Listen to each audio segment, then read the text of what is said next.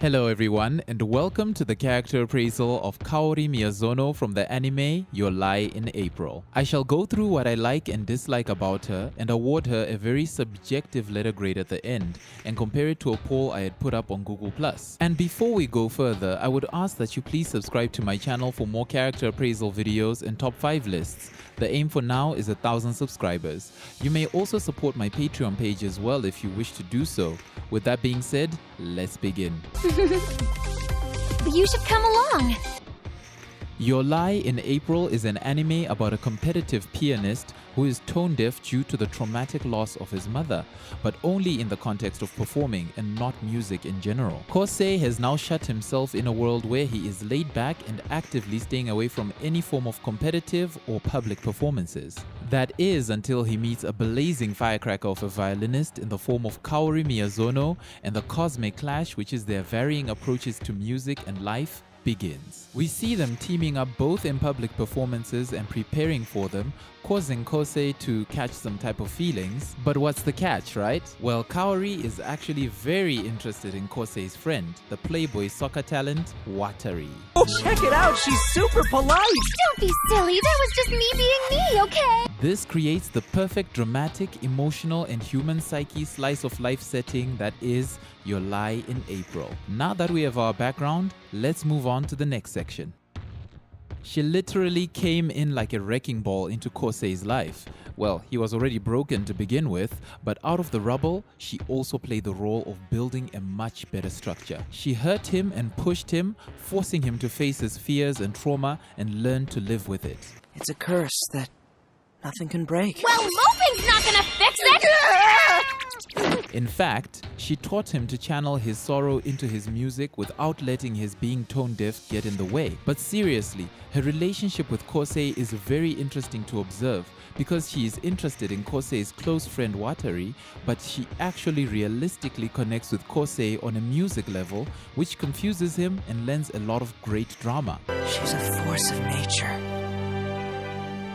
She stares right through me. I don't blame Kosei either because he is complete waifu material too, so that's a bonus, except the violence, which I love seeing being done to him, but I wouldn't want visited upon me. To that particular end, she has a very tempestuous personality that can be nice one moment and a harpy the next. I'm sorry about before. I do hope you can find it in your heart to forgive. One word out of you about that panty shot and you're dead! Don't cross me, Perk! Run for it, Watari! This girl's the devil!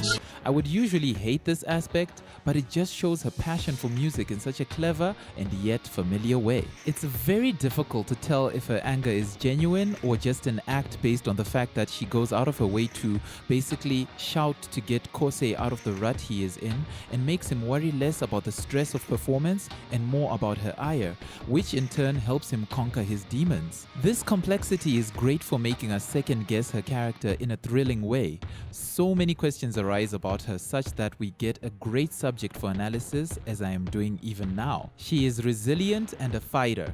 She appears to be suffering from some debilitating affliction, but she pushes herself to fight it and even finds the time to rescue Kosei. She does have her moments of weakness, but when she seems to be giving up, Kosei rescues her right back. Her fighting spirit is admirable and is the perfect example of someone in a dire-seeming situation who manages to conquer her fears. She replaces Kosei's mother in a way and becomes a guardian angel instead of the haunting ghost his mother had become. While Kosei's mother taught him to stick rigidly to the score, Kaori taught him to integrate his feelings into his technical skills. Change all you want. Or don't change at all. You're you, no matter what. So basically, Mummy brought the control while Kaori brought the passion. Guess which influence prevailed? She hides so much behind her smile, and it embodies the words, "Your Lie in April." She is just so jolly, and yet the plot shows us that there are ominous happenings in her life.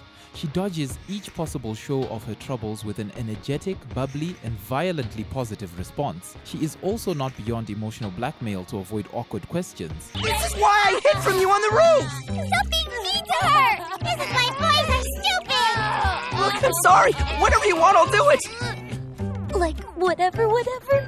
Okay. Anything? Anything.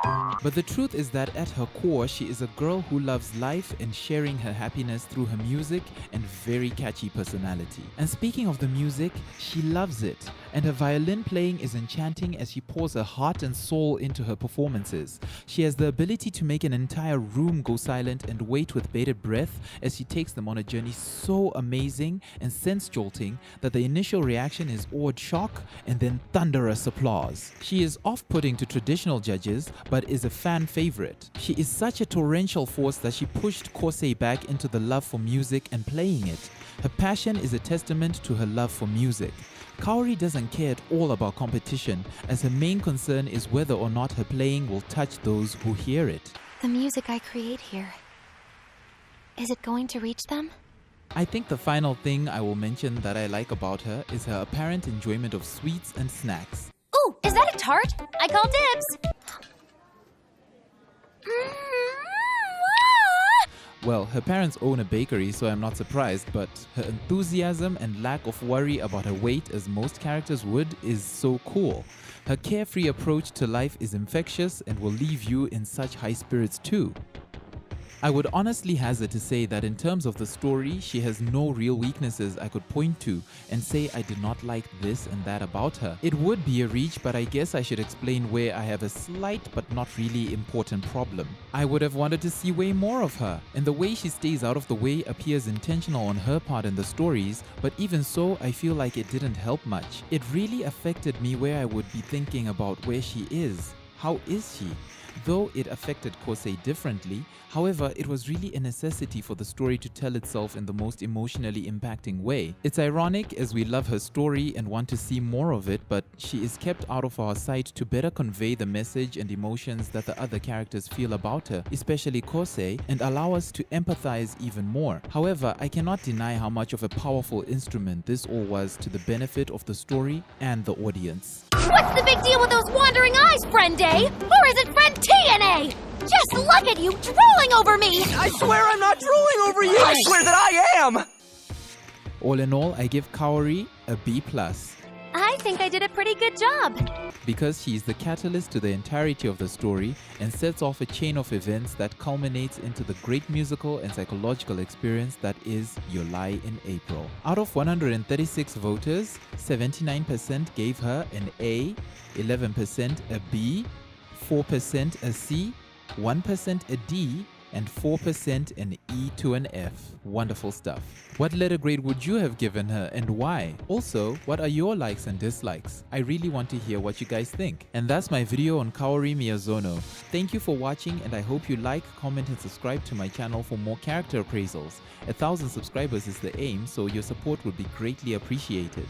Also remember that requests are always welcome. Till the next video, I am Zakes and take care.